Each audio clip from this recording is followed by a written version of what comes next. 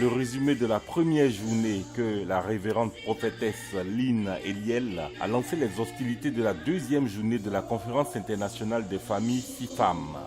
Elle a parlé de l'héritage de la foi, c'est là que je vais atterrir. L'héritage de la foi, n'est-ce pas, qui se transmet seulement par l'alliance. Parce qu'il y a plusieurs manières d'hériter. On n'hérite pas droit de naissance. On n'hérite pas testament, on n'hérite pas les liens de mariage.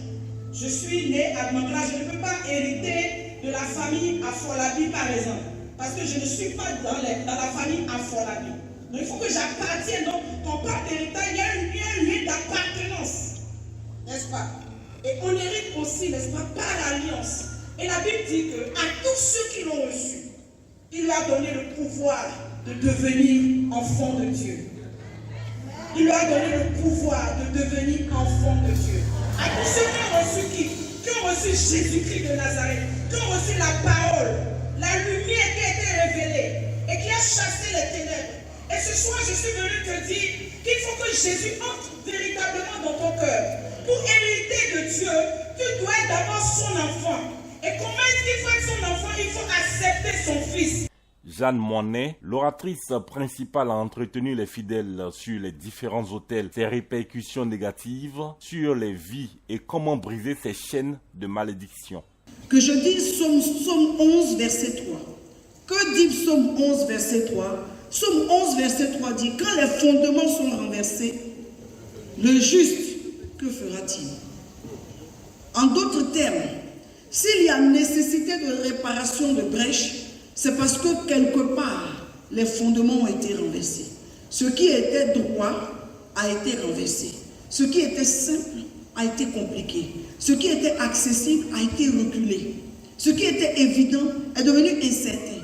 Donc plusieurs d'entre nous sommes en train de vivre une vie qui ne concorde pas avec le plan originel, parce que après que Dieu ait créé et planifié, quelqu'un est passé avant toi et cette personne a renversé l'ordre normal de déroulement de la famille. Il y a comment la famille devait avancer. Il y a comment la famille devait, n'est-ce pas, s'établir. Et il y a quelqu'un qui est passé avant toi qui, par les actes qu'il a posés, a renversé l'ordre de la famille. Et depuis, si les gens devaient marcher dans l'ascension, les gens commencent à marcher, n'est-ce pas, pour régresser. Si les gens devaient marcher pour avancer, ils commencent à marcher pour aller à reculons. Si les gens devaient être élevés, ils commencent plus à être abaissés. Mais ce soir, nous sommes venus pour que les choses changent. Quelqu'un dit amen. On hérite de bonnes choses et de mauvaises choses. Nous l'avons clairement dit hier. Mais lorsque vous constatez que dans une famille, un esprit subsiste, un esprit perdu dans ses œuvres, c'est que quelque part, il y a un autel. Et que, n'est-ce pas, à la tête de cet autel ou autour de cet autel, il y a des esprits démoniaques, disons, il y a des démons, n'est-ce pas, qui veulent que cet autel, n'est-ce pas, perdu, afin de continuer à détruire, amen, les membres de cette famille. Mais ce soir, par la grâce de Dieu, nous allons pointer cet autel du doigt et nous allons dire, c'est la fin de ton règne, c'est la fin de ton existence, et nous allons chasser tout ce qu'il y a comme manifestation au nom puissant de Jésus-Christ de Nazareth. Dis amen. C'est l'occasion pour les fidèles du ministère international Terre de Canaan, foi audacieuse, de se prononcer sur l'initiative. Dans la vie de chaque famille, il y a des autels qui ont été élevés, d'abord par nos ascendants, pour plusieurs raisons. Et donc pour contrer un peu la puissance de ces autels, l'agir de ces autels dans nos vies, il est important de lever l'autel de Dieu. Et l'autel de Dieu est au-dessus de tout autre autel, au-dessus de n'importe quel autre autel. Alors dans ce type de conférence où nous sommes en train de rebâtir l'identité des familles, il est important qu'on puisse remettre l'autel de Dieu en avant. Qu'on puisse vraiment rebâtir l'autel de Dieu dans chaque famille, dans la vie de chaque individu, pour que cet autel puisse parler plus fort que tous les autres autels. Je pense que c'est un thème très important qu'il faut développer parce que avant nous, d'autres personnes ont érigé des autels, ils ont bâti des autels, ils ont fait des sacrifices en vie humaine, ils ont fait des sacrifices d'animaux, etc. Avec l'avènement de Christ, la grâce, le Christ est le sacrifice ultime. Cependant, il faudrait que les effets de ces autels-là puissent partir de nos vies. Parce qu'il y a que des gens sont chrétiens, mais il y a les mêmes choses. On est célibataire, on est pauvre, on n'a pas de diplôme, ou on a des diplômes, on n'a pas d'emploi. Et je pense que ce thème vient rafraîchir, refaire et nous redimensionner. Je pense que le sacrifice que nous avons à faire va nous, je crois fortement à ce qu'il y ait un changement total et radical dans nos vies.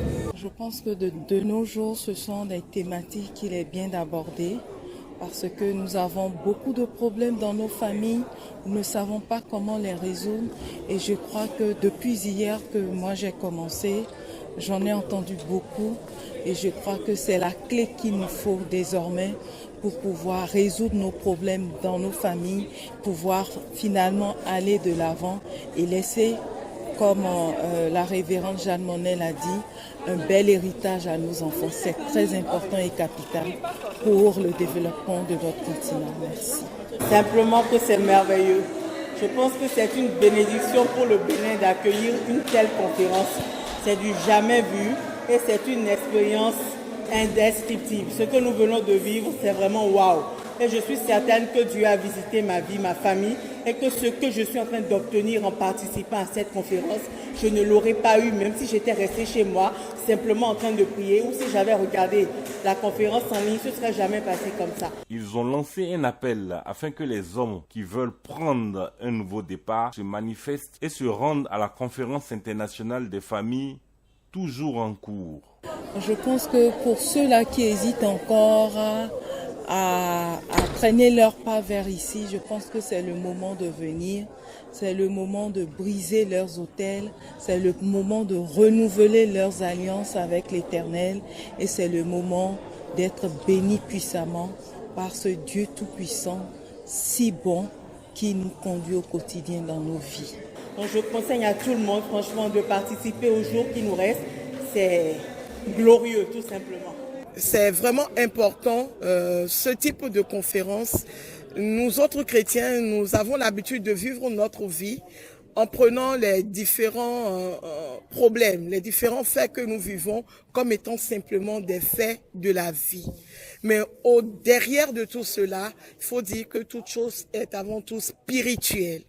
Et donc, ayant à l'esprit l'histoire de nos familles, ayant à l'esprit que nous pouvons répéter ce que nos parents ont vécu, ayant à l'esprit que le sang parle et que les gènes en nous véhiculent des informations au travers de notre vie aujourd'hui, eh bien nous devons nous lever pour vraiment prendre en charge notre destinée, pour prendre en charge l'héritage que nous allons léguer à nos enfants. Parce que lorsqu'on parle d'héritage générationnel, il y a l'héritage des ascendants qu'on reçoit, mais il y a également l'héritage que nous allons laisser à notre descendance. Si nous ne brisons pas aujourd'hui les autels, si nous ne cassons pas les liens dans lesquels nous, nos arrière-grands-parents, nos grands-parents, nos parents et nous avons végété, eh bien nous laisserons donc à notre descendance une vie pleine de difficultés. Parce que tout le monde dit aujourd'hui que la vie est de plus en plus difficile. Et on se demande qu'est-ce que nous léguons, le monde que nous léguons demain à nos enfants. Alors c'est maintenant qu'il faut se lever pour bâtir un monde plein de bénédictions, un monde de grâce, un monde de faveur où nos enfants pourront grandir et vivre en paix.